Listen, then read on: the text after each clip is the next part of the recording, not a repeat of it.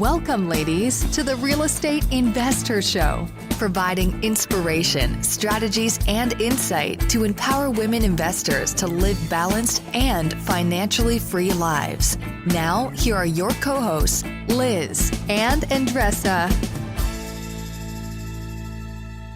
So in today's episode, ladies, we have Farnoosh Torabi. She is a personal finance expert, speaker, TV personality. Her podcast, So Money, has surpassed 18 million downloads with listeners in 160 countries.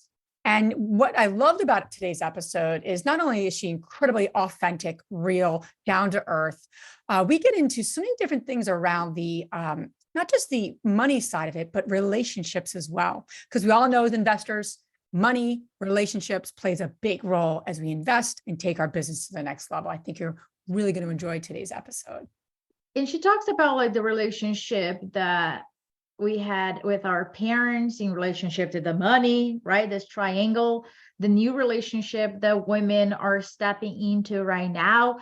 And also what I really thought was very interesting is the relationship with the partners. She talks about renegotiating the contracts based on the new roles that women are playing now. I think those are skill sets that we are all learning to implement nowadays as we navigate and creating life on our own terms.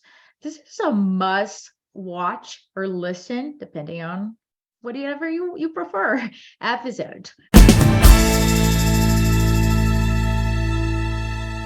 Welcome back, ladies. This is Liz. And this is Andressa. Welcome back to the Real Estate Investor Show, where our mission is to empower women to live a financially free and balanced life, right, Andressa? On their own whatever terms. They mean, yeah, and whatever that means to them, right? Because we're all different and we're all embrace that diversity.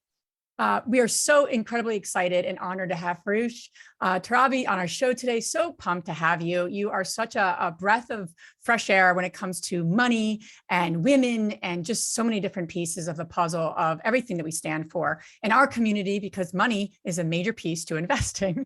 So just so honored and happy to have you here. So thank you for sharing your wisdom, your time. We're just so pumped to get into women and money and all the things that go around that. So thank you for being here today. I'm so excited to be here. Thank you for this honor, Liz and Andressa. You know, I'm big fans. Andressa was on So Money not too long ago, so I'm honored to be here. And I admire so much of what you guys and you gals are up to.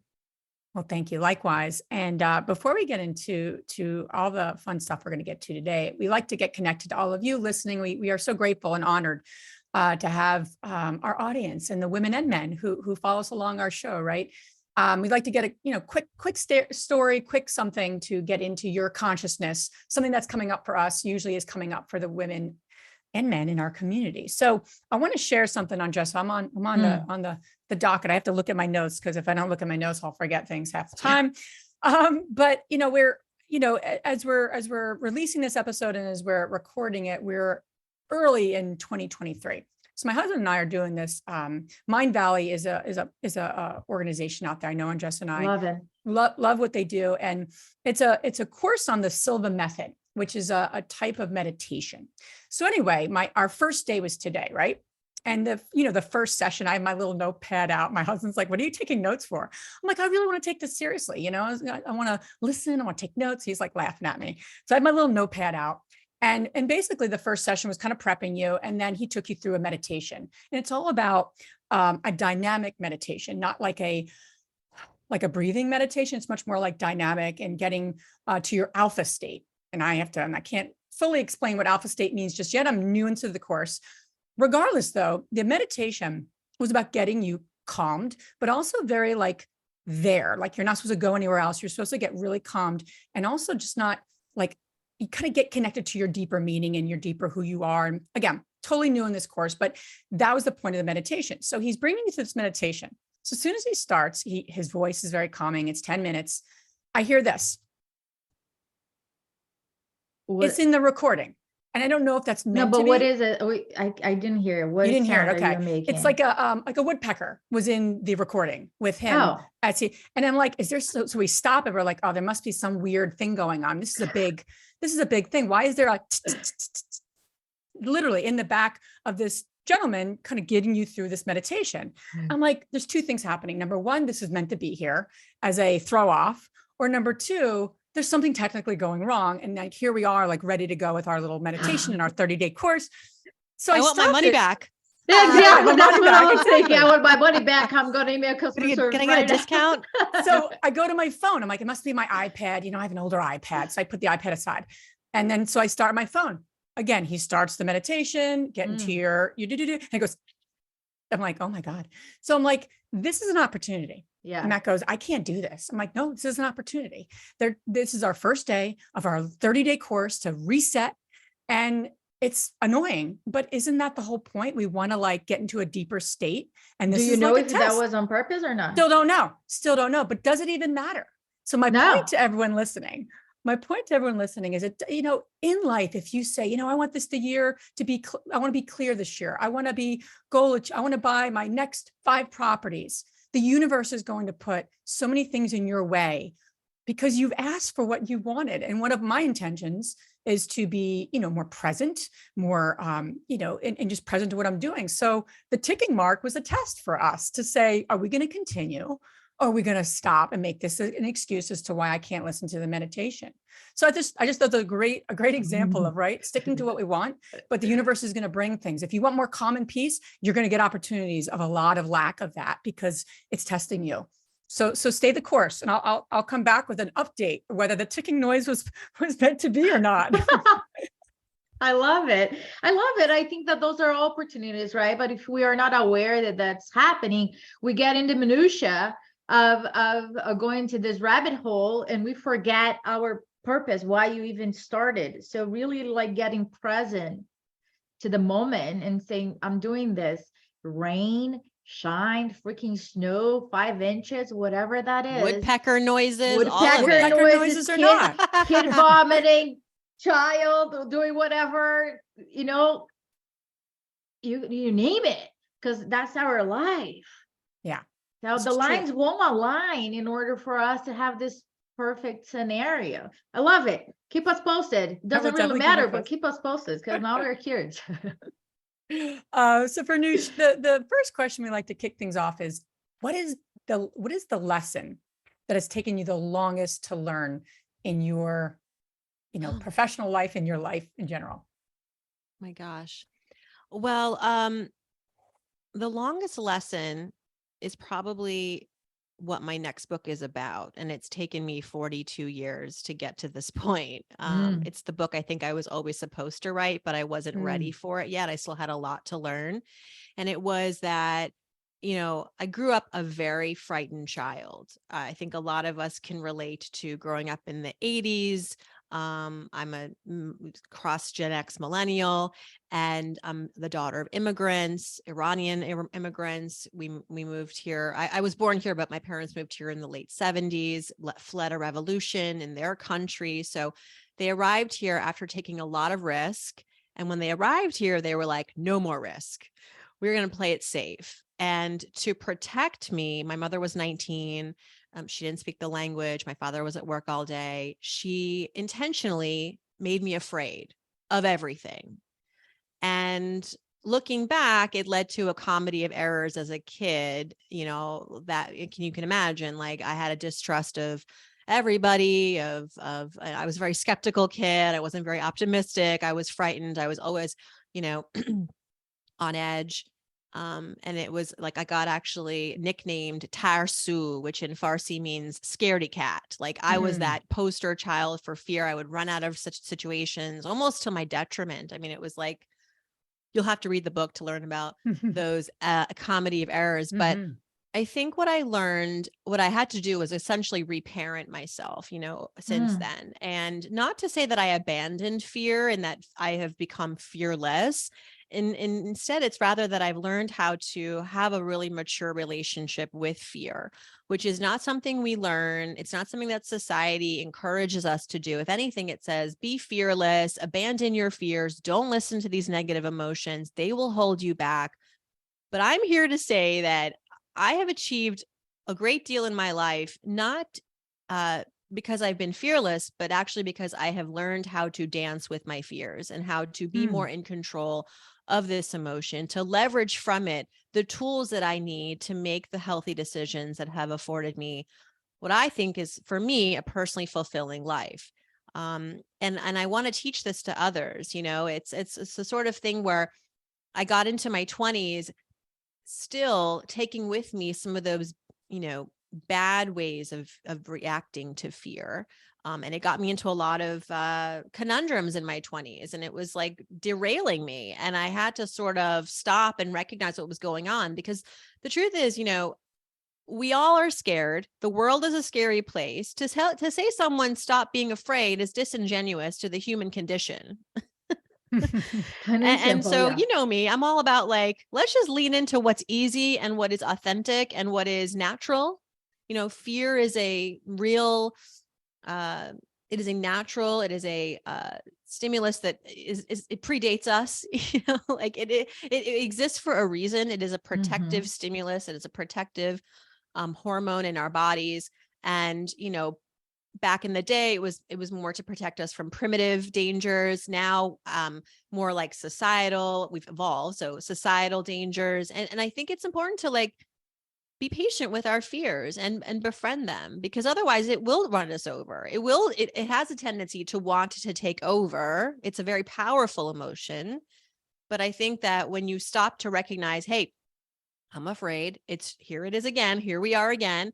But like, how can I have a really thoughtful conversation with this fear, which is really, at the end of the day, having a thoughtful conversation with yourself, tapping back into your values, what is important to you. Because when you are afraid, in many cases, when you're afraid of things like loneliness or rejection or failure or money, it is really about, the reason it's showing up is because I think, and this is something that I've ruminated over for like a long time. You asked, like, this is like the longest lesson I've learned, is I think it's because it's teaching you what your values are. It's pointing you back to what's important to you, the thing that you want to protect. And so I'm excited to have sort of like arrived on the other side of this. I've written a book about this. Is coming out later this year. It's called A Healthy State of Panic. Oh, love Because, it. like, we're all going to panic, but could we please have an emotional intelligence about this and stop telling people to abandon your fears? Because I don't think that is humanly possible. It is not a truth that we can live by. Instead, I think what we've all been really doing, those of us who believe we have been fearless, we've actually been doing the thing scared. And maybe we have been leveraging the power of fear without really recognizing and appreciating it. I totally agree. I want to pick back on what you're saying about parenting ourselves, right? As adults, like I am a daughter of I am an immigrant. My parents did not migrate here, so I couldn't rely on them for any financial advice or for any type of business advice or anything like that in my life. So from a long time, I parent myself. I'm not just one of this wonderful parents. I had wonderful parents. They are the base, my foundation. Cannot deny that, right? But from a business perspective, from a money perspective, right? I had to parent myself and label that parenting more recently than before. I did not have awareness of that. And I think that for women, the relationship that they have with money and the values, many are carrying their values from the parents that no longer adjust, and they need to reevaluate and say, does that fit where I am right now? Does that fit? Does that serve the purpose? And I'm curious about your relationship with money. How did that evolve from you inheriting your parents' values in relationship to risk and money, and how you were able to create something that worked for you and your family and also for the next generation?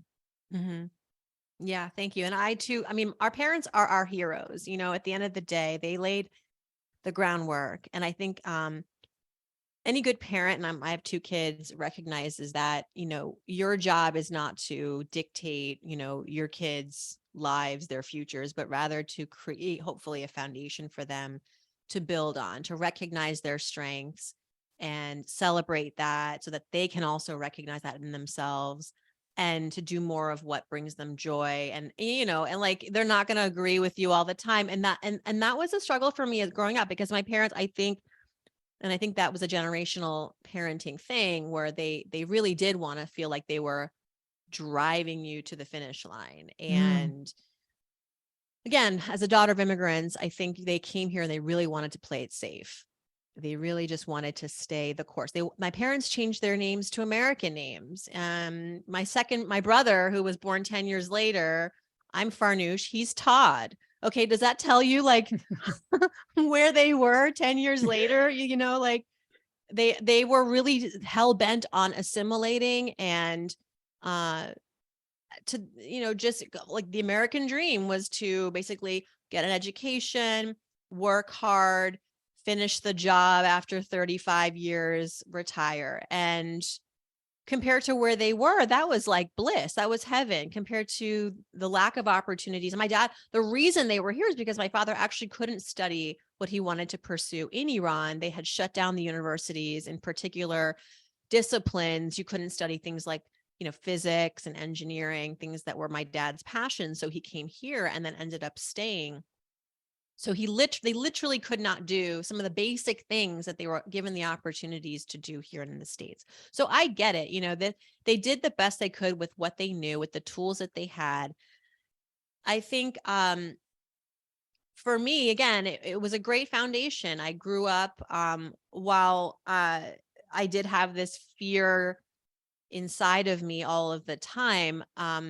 At the same time, my parents modeled for me the rewards that come with hard work and discipline and good money. I mean, we talked about money. I think this is the biggest gift that my parents gave me around money. And we weren't rich by any stretch. We were, like, my father moved here making, a graduate student stipend. My mother didn't work. We were living in projects in Worcester, Massachusetts. And so, their climb, I credit so much of their success to the fact that they just really, they bit the bullet and they just worked hard.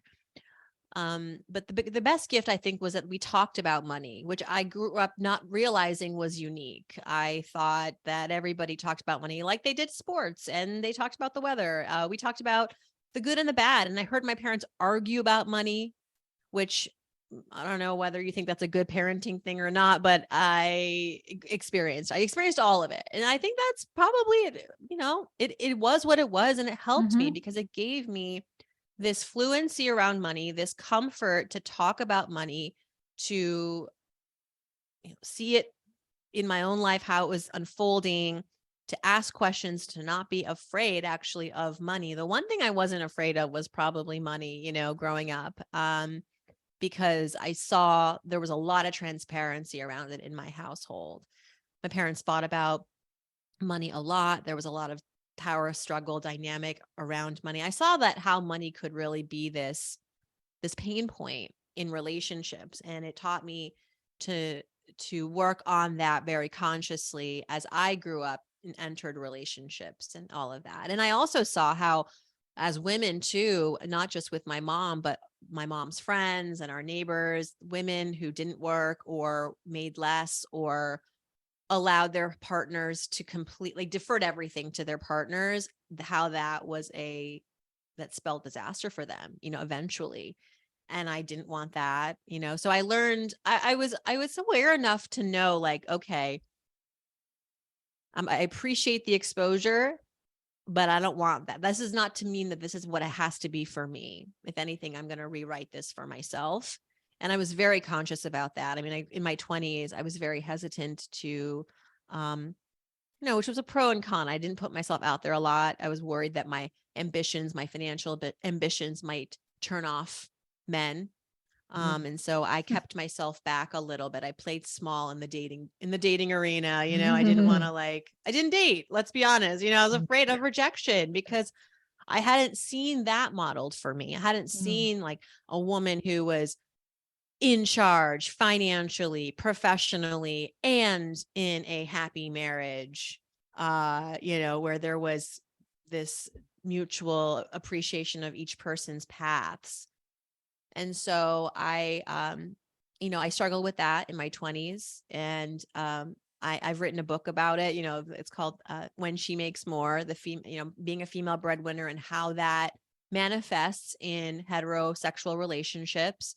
A lot of people were so happy when that book came out because I felt like I had just kind of like popped off a lid, like I had opened this Pandora's box. On the other end, some said, a smaller subset thought it was not very feminist of me to be writing about this, like just even calling out the fact that there might be some issues when the woman makes more is sort of anti-feminist. But I thought, like, this is happening, can we please talk about it? I don't want to be talking about it, but I think we should, because I don't think it's right to, and I grew up like this, my parents said I could do anything. I'm sure your parents said the same thing. You could be anyone, you can do anything.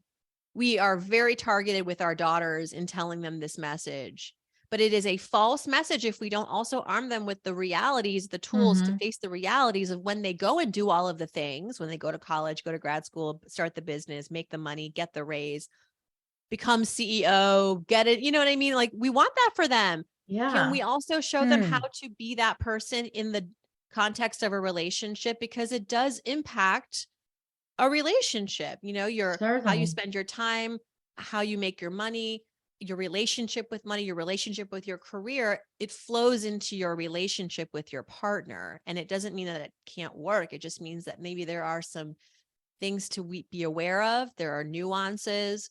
There's different communications that have to happen. And that's where the book kind of shows up for these couples and gives them something to hold on to as they're navigating the course of their relationship. Because it's new. As I said, this wasn't modeled for me. And I think I speak for many people. 100%. Yeah. So anyway, that was a long answer to your question. But what was the question? I don't even. Don't worry about My that. parents, like, don't even get me started on my parents. That's the point of that answer. One thing that you kind of like triggered to me, and I was like, when was the time that I knew there was a lack of diversity, or not diversity, but inequality? And it was after I moved here. Not that this is a country matter, right? I think my parents, their relationship, and I've always been a leader. I always high achiever, and in my past relationships with boyfriends, I never held back anything, or never. And looking back, I was the most successful one, but I didn't realize none of that.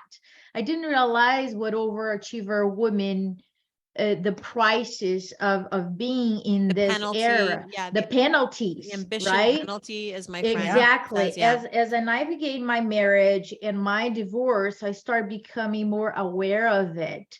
And after my divorce, much more, in terms of relationships and how I am viewed right now, how I am approached from different types of people, women and men, doesn't really matter, but the penalties and the assumptions that come. But I was like, I've been always like this in my entire life, but I don't think we talked about it. And one thing that you mentioned about the relationship with money, I watched this Netflix series called Live to Lead.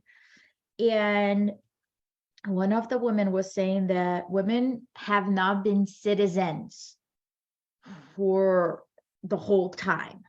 So not quite long ago, our dependency in terms of our voice being heard, our relationship with money, we don't have a long history dealing with money. So, right, women right now having this awakening in terms of owning who they are and really being in charge of their money, their insecurities about their confidence, about investing. Is this the right, the wrong movement? We haven't had histories. We haven't had mothers and grandmothers and a lot of history of being seen it. So for you, what is your vision in terms of the relationship that women have with money? Many feel that it is like a dirty thing, or this is just for obnoxious people or people that are not rich. I instead of rich and or wealthy and happy, I prefer be happy. Or is this very unease relationship with money? I'm curious to see in your career and in your community, what have you seen in terms of the evolution of how women are dealing with money? Mm-hmm. We have certainly evolved, but not as far as I'd like to see. I think I've been in this personal finance space, writing and reporting and speaking with women and men since the early 2000s. I had my first internship at Money Magazine. I was 20 years old, and our audience there was mostly white, mostly men, mostly about to retire. And then ironically, I'm the one writing the stories for this audience. And that's when I had my first awakening, where I thought, what a missed opportunity, right? For a major national publisher to only be writing to these folks who kind of already are figured out. They've got their nest egg. We're writing about, millionaires next door. What about the millionaire next door next? Like me. And why should I be excluded from these conversations? I get it. Maybe I can't afford the subscription, but I thought, okay, this is a huge blind spot. And I want to make sure that if I'm going to continue doing this, that I want to speak to myself and people like me, and people who are underrepresented, and that's a large population. There's so many people who are not white, not male, not about to retire, whether it's, a woman of color, a member of the LGBTQ community, someone who's disabled, someone who is an immigrant, someone who is a single mother. And I think what I've seen, which is like so incredible, is in that span of 2 decades, we are now in a moment where wherever you are in your life, whatever your financial narrative is, however you got here, and we all get somewhere because of where we came from. And that's based on how we were raised, the experiences that we had, the color of our skin, our gender, that all informs our experience in life, and particularly our financial lives. Wherever you are today, I am confident you can find a financial expert, a book, a podcast, a Twitter feed that you can personally identify with and connect with, that feels inclusive to you. That was not the case 20 years ago. So and not just for women, I think for our entire population, no matter who you are, how you got where you are today, there's an outlet for you. And that's really an incredible triumph. And I credit the internet for that once the internet became more democratized, we had more tools at our disposal to break those barriers, to communicate to people. It wasn't just like you had to subscribe to a magazine that came to your house once a month. You could go online and read a blog post, watch a video, see something on social media, and be inspired and be educated within minutes. And I think that has completely revolutionized not just financial information and education, but really, real estate and relationships and health. So we can credit the internet for so much of that. I think for women, what I really want to see us, like the next chapter is to really, to your point, feel and know truly that financial independence is your birthright. It is your birthright. You may not feel that way. Your community may not encourage it, because to your point, Andresa, women have not been citizens as fully and for as long as men. And when it comes to our finances, it was only until I think the 70s when a woman could have her own credit card without having needing a man to co-sign. And so money is new to everybody to women, and it's new to everybody else, in the sense of like understanding that women have a right to this. So whatever is sometimes is new can feel unsettling and threatening. And that is something that we just have to hope that over time it dissipates. But it is something that you also need to consciously remind yourself that I am worthy of being rich. I deserve to be wealthy and to be financially educated. There is no dumb question. Unfortunately, like this is sort of like the narrative we have to repeat, because you become what you believe. If you believe that being rich or richer than your parents or richer than your husband or richer than your friends is rude or unladylike, or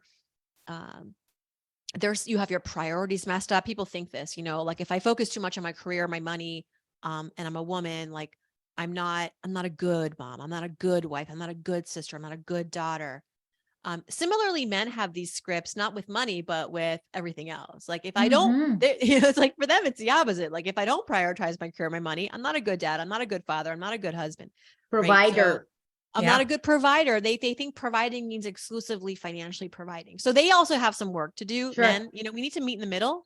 But I think for women, there's no such thing as over insisting upon the fact that being financially independent is your birthright. Yeah.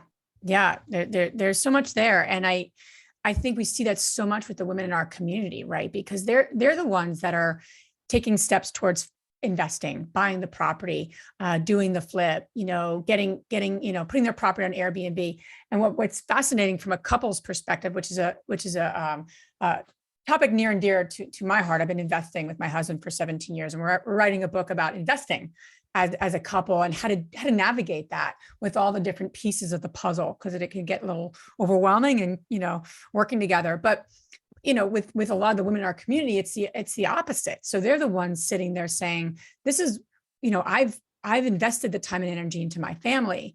I'm at a point in my life, I want to really grow. I want to grow my financial independence. It could be in their 20s, 30s, 40s. It's more common, right? 30s, 40s, and 50s in a lot of ways, right? Where it's like this new awakening of like, hold on, I don't want to be doing that anymore. I want to be, in charge of my own schedule. And I know I can do that.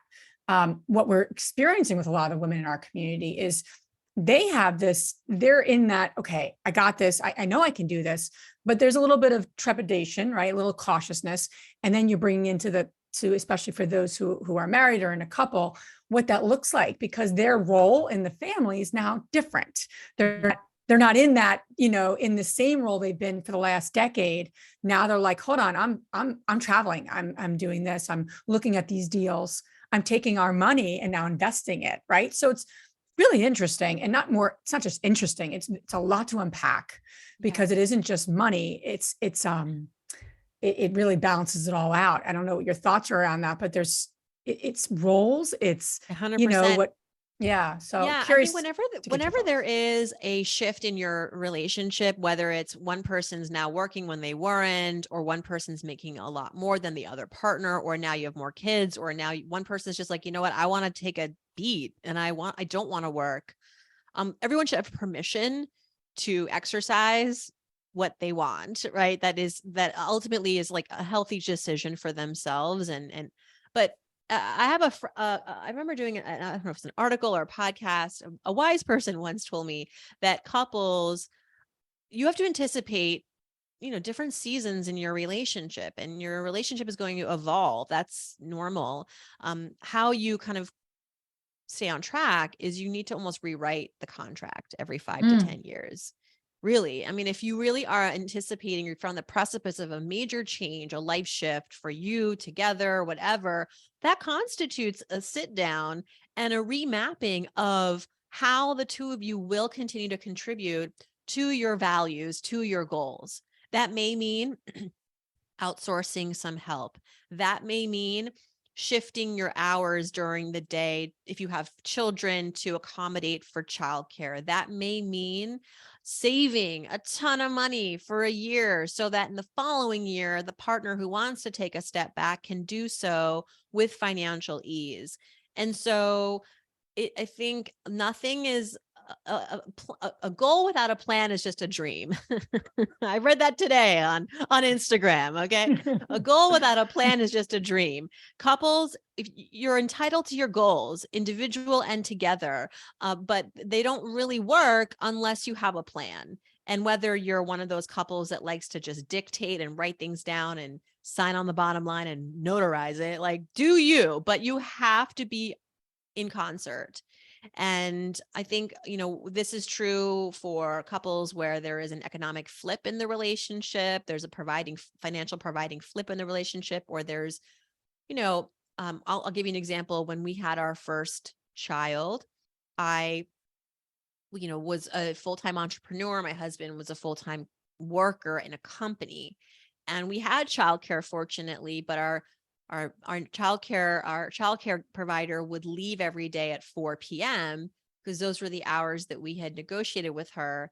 Well, from 4 to 6, those are still working hours, right? And so in the beginning, it was really difficult because we would sort of both get home, although I worked from home, and we would try to negotiate in that moment who was going to do what. Well, that's really stressful, especially if you have a hungry child or a child who just is screaming in the background. And so we had to kind of take a step back and go, how can we, what else can we do here? What kind of mechanism can we deploy so that we can eliminate that 4 to 6 p.m. stress, which is going to spill over into other realms of our relationship. Yeah. It doesn't you don't stop working after 6 either. You don't start parenting, and none of this is this is all fluid. So what we negotiated was that my husband would shift his hours and he would start working earlier in the day.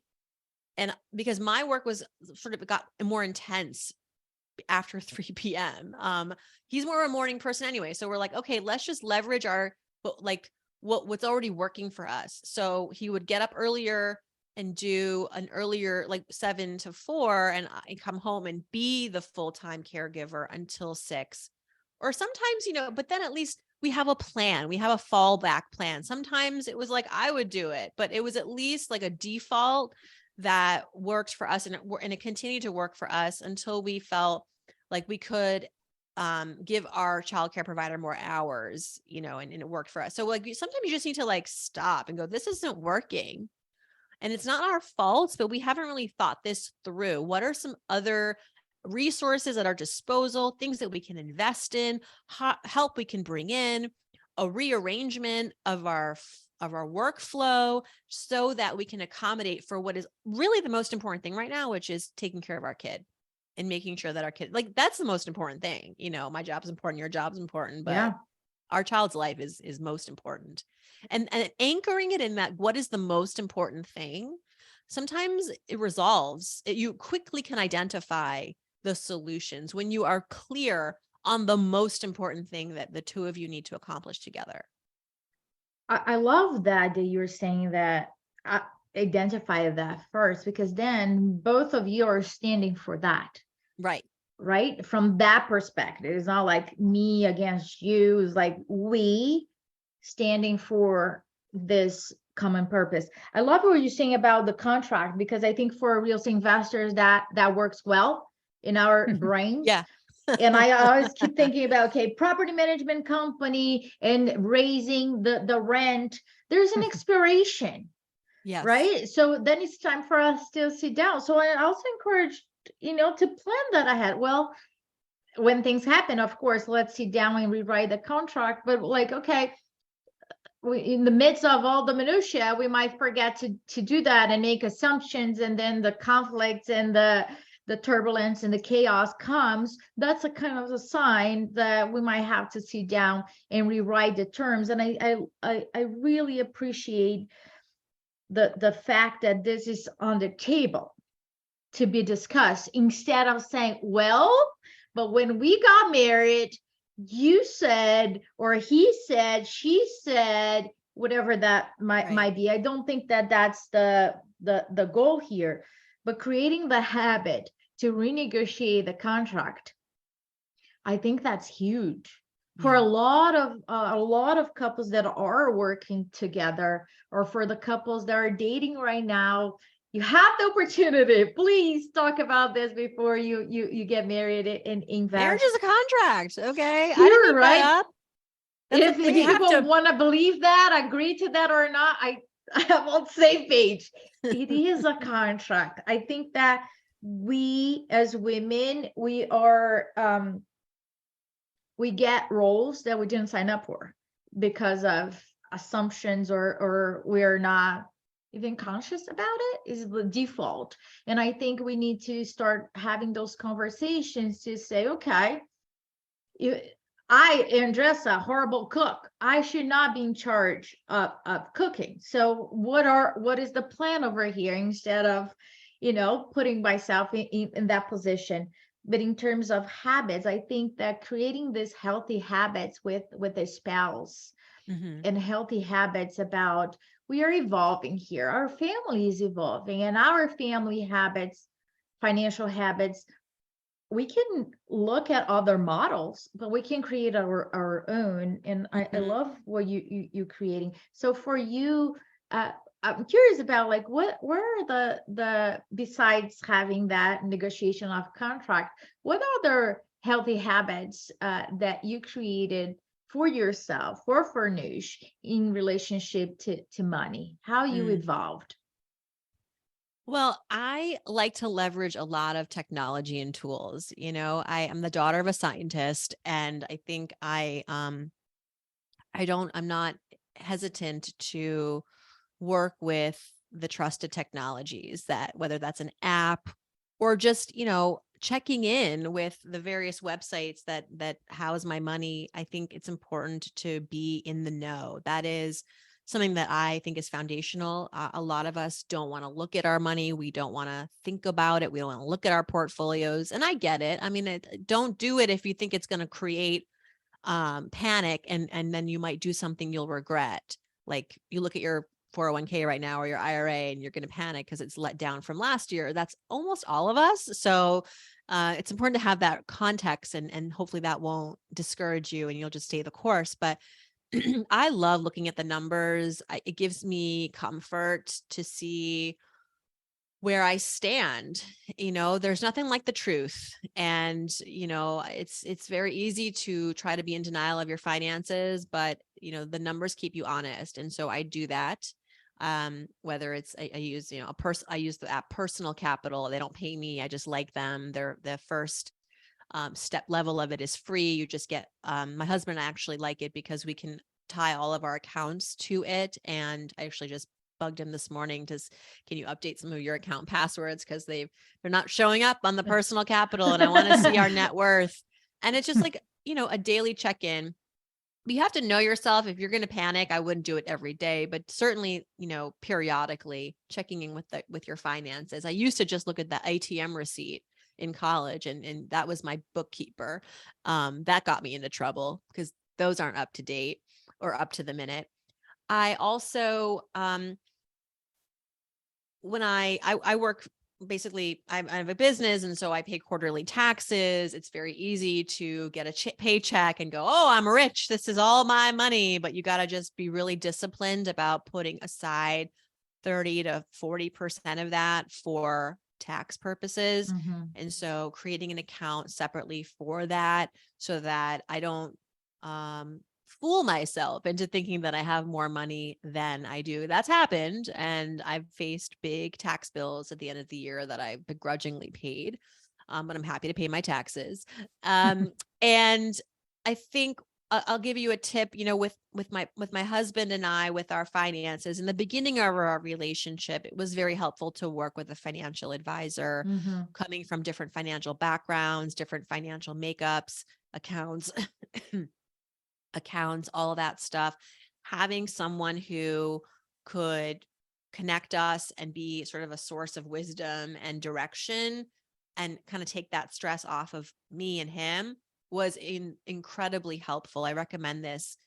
You don't need a financial advisor for your entire relationship, but for us in the beginning, it was really helpful to identify some of the holes that we had, where she's like, you might want to get more life insurance. You might want to set up, you can start a 529 plan for your child before he's even born. I didn't know that. And that's a college savings account, making sure that we were connected to the best tax people, the best estate planning folks. So your financial advisor is not just someone who's going to like move the money in your portfolio. I actually recommend to not get a financial advisor for that, but instead somebody who can look at your holistic life together, your plan together, and say, here's what you're doing great. Here's where you have areas for improvement. Here are the people in my Rolodex that I know that I think can help you with things that I can't, but are related, like taxes, estate planning, life insurance, disability insurance. I didn't know I needed that. I got that. So after a few years of working together, she got us off into a great kind of path where things were working hummingly. And I said, at this point, our fee is really just going towards your management of our portfolios, which again, like I said earlier, I love the technology. I love the human touch, but the technology can take care of this. So we moved out of that. And now we mostly use robo advisors. Not all of our money is managed by robo advisors, which are these automated platforms. They're run by the major financial powerhouses like Schwab and Prudential and Fidelity, but also some of the newer companies like SoFi and Ellevest have them too.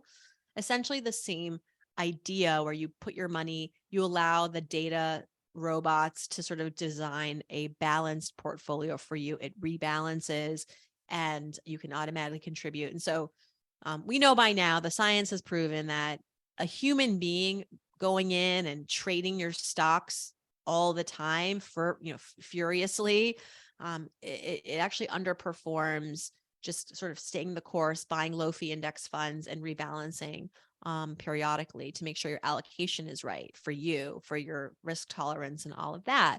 Not to get too deep into the whole of, investing here, but all this to say that leveraging a little bit of the human touch, but also technology has been helpful to us. And communication. We talk about money not just once a quarter or once a month, but whenever it damn pleases us or feels like it. We text about it, we talk about it. I had to make sure that my husband was getting CC'd on the accountant emails, and very important because sometimes spouses are left out of conversations with third parties. Yeah. Whoever initiates a conversation, that financial advisor, that CPA, that lawyer thinks like you're the only person that cares. So you need to like sometimes be an advocate for your spouse and be like, please CC my husband, please include him on all communication, because frankly, I don't want to be the messenger of bad news. We should all read this together if we owe something to the IRS that we weren't planning. No, but I think, just being really insistent on that communication piece is also very foundational to our success as individuals and as a couple. Wonderful. Before we wrap up, in terms of your children, a lot that comes up a lot for the women in our community of just, talking about money and talking about investing. And we want our kids to be set up for a different level of life than maybe we had, right? And we don't want them to be ungrateful, not be able to work hard for it, not be able to know what the value of working, your ASS off and just being, so there's a balancing act of all of that, especially as entrepreneurs. I know I struggled with that with our kids and just being mindful of that. So I'm curious, not just from an entrepreneur's perspective, but from a money perspective, what are kind of if our kids get nothing else? I mean, you're personal finance expert. What are those things that you're just if nothing else, they're going to get this about money? That's such a good question. And no one's ever framed it like that to me, but I think, oh gosh, if nothing else, I hope that they learn to delay gratification. And that 100% shows up in your financial life. The marshmallow experiment from I think it was 1980 or whenever. Well, they followed up with those kids who were, back. Yeah. So this is just for those of us who aren't familiar. This was a very famous study. Scientists wanted to know if given the option, would kids want to eat a marshmallow today, now, in this minute, or wait 5 minutes and eat 2 marshmallows? I'm getting the study wrong, but you get the point. get an immediate gratification now or double the gratification later, which, I mean, it's proven to be like one of the most important life skills, to be able to play that long game, to be patient, to not be discouraged, to be able to know what it's like to build up for something, and enjoy the ride, anticipating whether it's like building that business or improving your finances, getting out of debt, saving more. I think, money is not a short game. It's a long game, mastering your money. And I think that if they have at the end of the day, that core tendency to say, I'm going to wait for it. I know that there is a light at the end of the tunnel. I know that this too shall pass, because when we manage our money irrationally with our emotions and our knee-jerk reactions to external factors that are out of our control. How many times have I seen people take money out of their retirement accounts as soon as the market takes a dip, or quit that entrepreneurial pursuit the first failure they encounter? I think that all of this then goes back to, your ability to be financially successful. But what that sort of skill set that was lacking was probably the ability to stick through itness. So it's to be able to delay gratification, stick through itness. I mean, look, I also want them to see that, sometimes money is a struggle. I don't want them to just see that mom and dad have this great, perfect career life. They make money. They buy us things. We go on trips, and there's never any. Sometimes if we're struggling, I want to let them know they're too young right now. But if if my son was 13 and I just, was facing a huge IRS bill, or I did have a failure in my business, I would let him know, because I think that another thing that I've read is that it's not about hiding the failures from your kids or hiding the arguments between your spouse from your kids about money.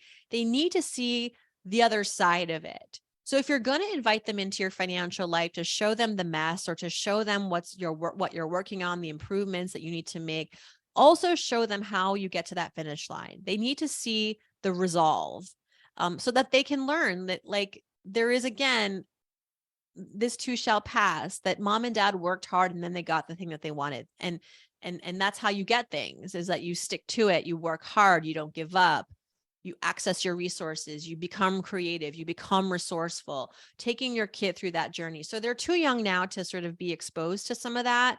But that is what I'm intentionally anticipating and waiting to do, because I don't want them to just see the straight line.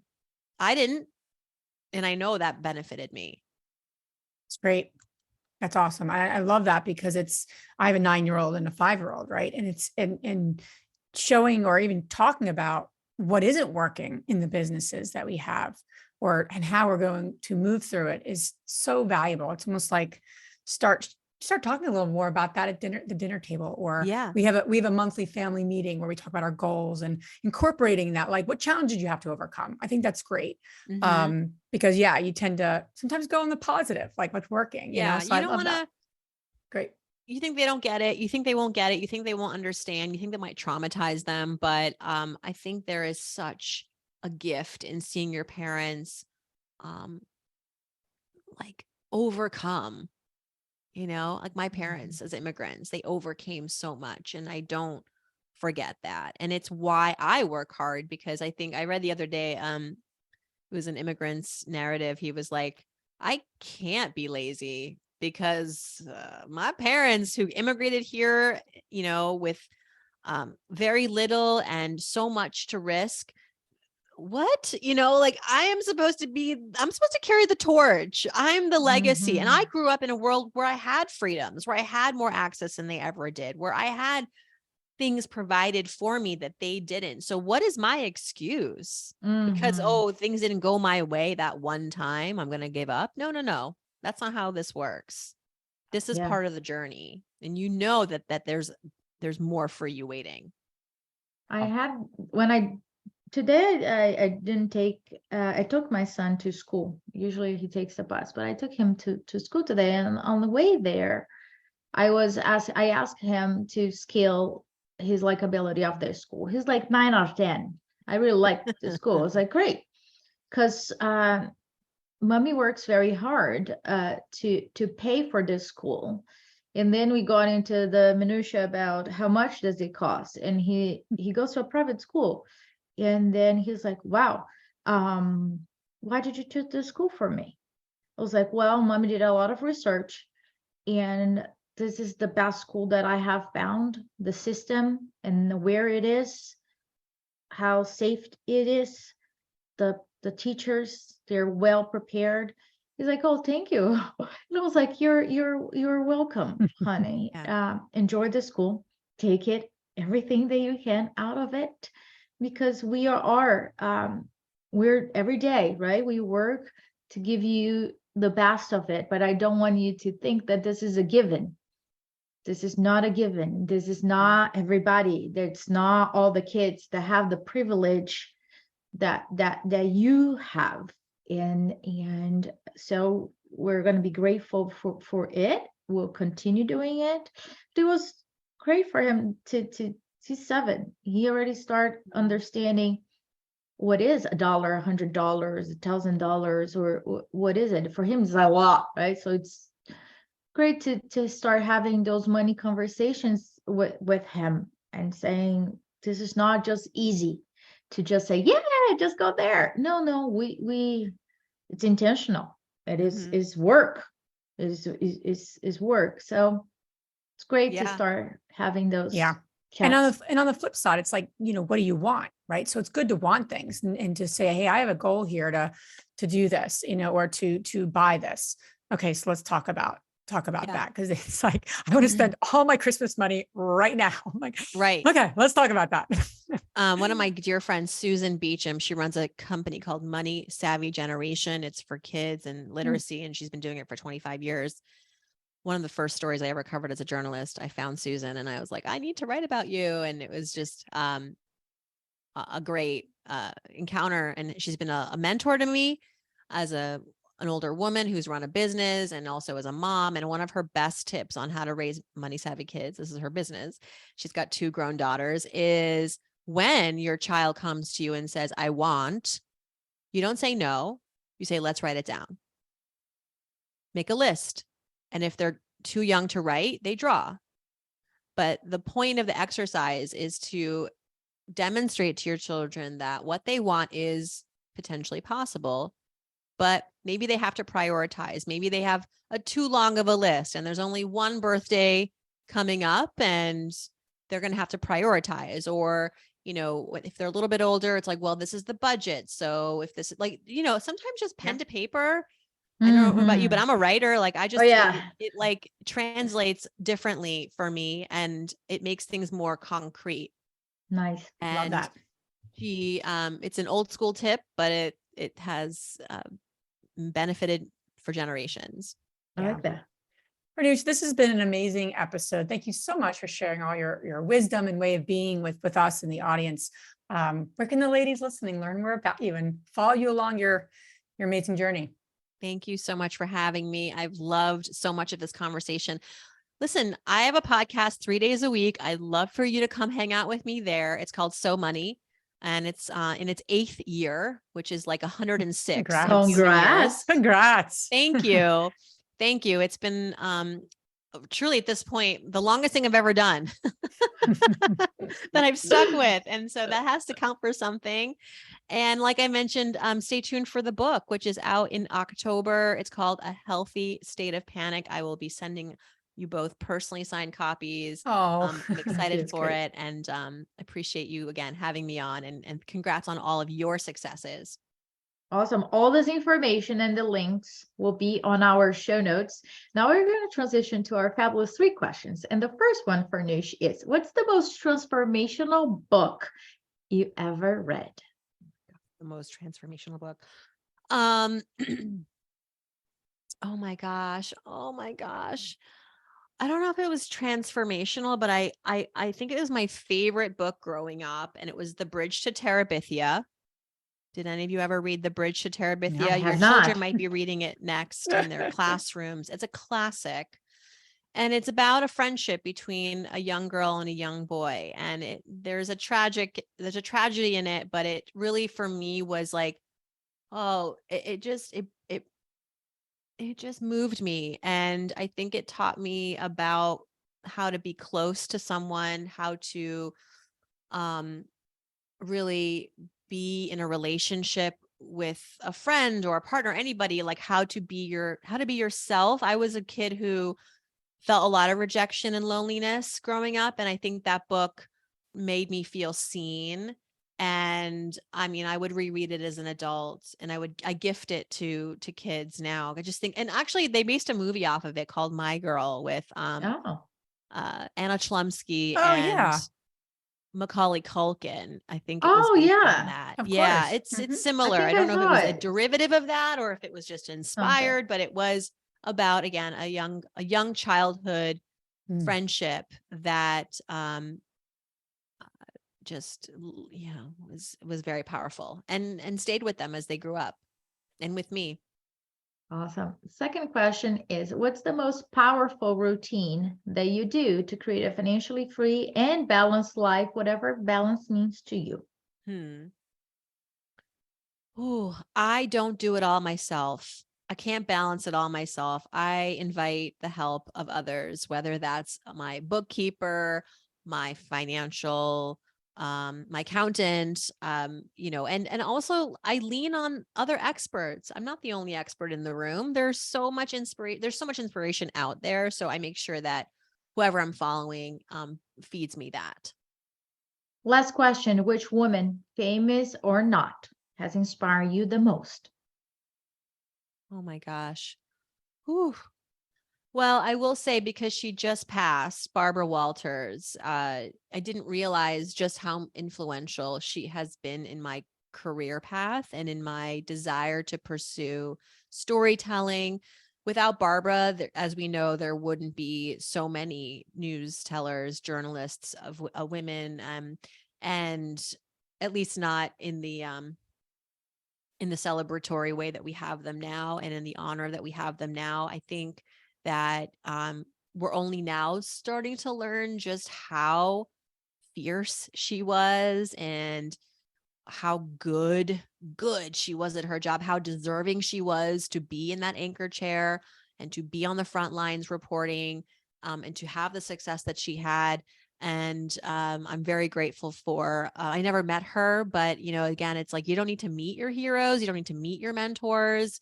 Simply just observing their actions and their words is fuel. Yeah. Mm.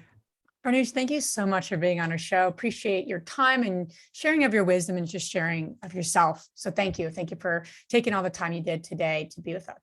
Thank you. Thank you. If you enjoyed this podcast and want to receive updates on our next interviews, go to our website, therealestateinvestor.com. There, you can subscribe to our show, become part of our investor community, and get updates on upcoming episodes. If you like our show, please share it with other women who would benefit. And don't forget to leave us a rating on iTunes. We'd really appreciate it. And as always, we encourage you to take one action as a result of today's show and put it into motion so you can live both a financially free and balanced life. Thanks for spending time with us. Ciao.